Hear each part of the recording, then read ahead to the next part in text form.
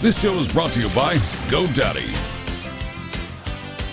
Production services provided by Take That Radio and Mike's daughter in Los Angeles. Switch to DCS range read.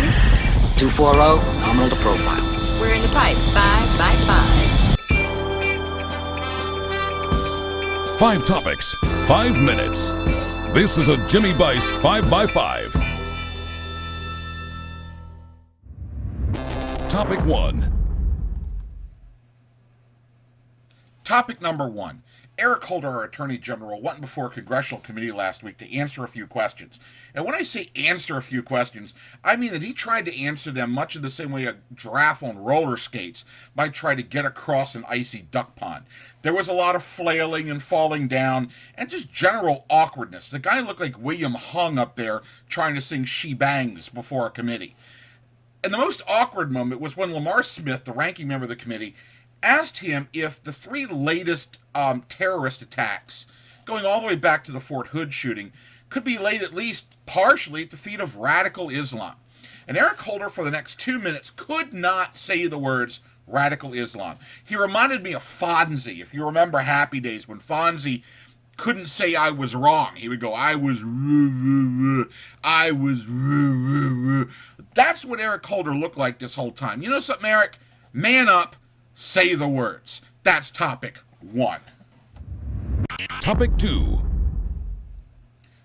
Topic 2. New Jersey Governor Chris Christie got confrontational with a reporter who asked him a question about his own confrontational tone with his opponents in the New Jersey state legislature. And Chris Christie gave him an absolutely beautiful dressing down. It lasted about 3 minutes. I highly recommend you watch it because it was all improvisational, all off the top of his head. It didn't stutter. It flowed really nice. And Christie's point is very important.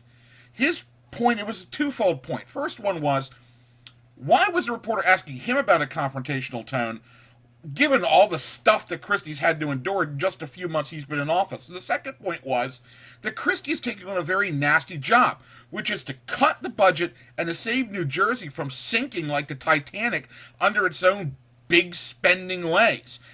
That's not an easy job.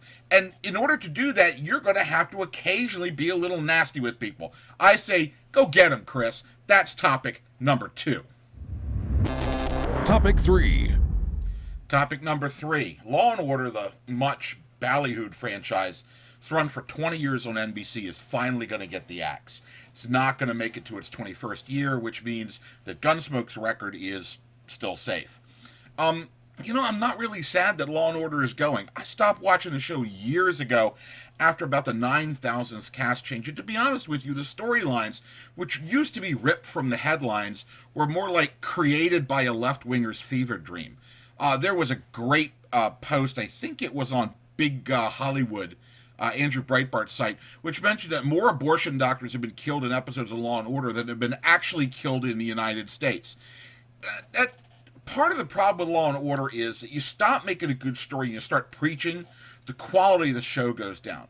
And while I'm going to miss that iconic doink doink at the beginning of those big episodes, I'm not really crying because there are about a bazillion other Law & Order things to watch anyway.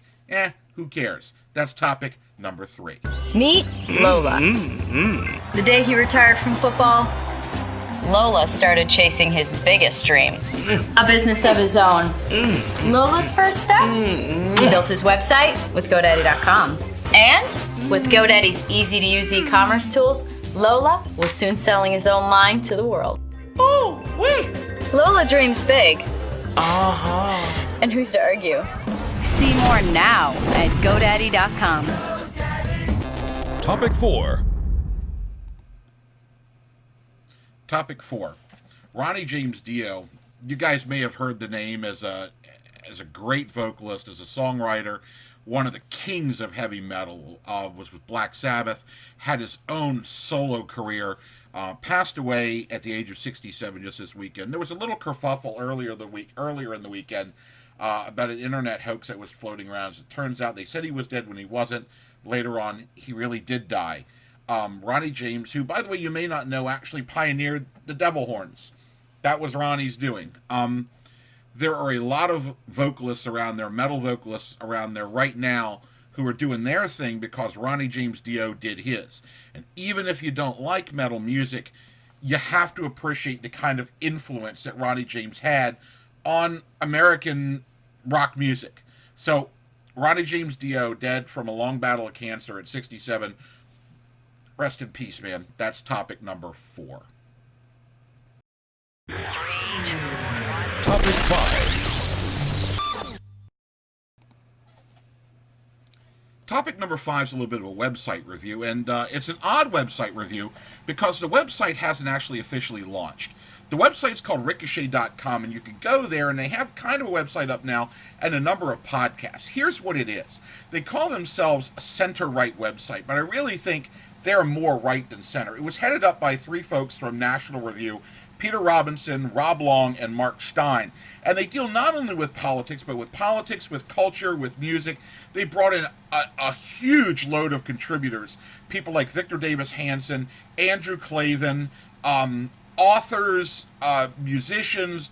They've got kind of a regular guy who's a truck driver friend of Robinson.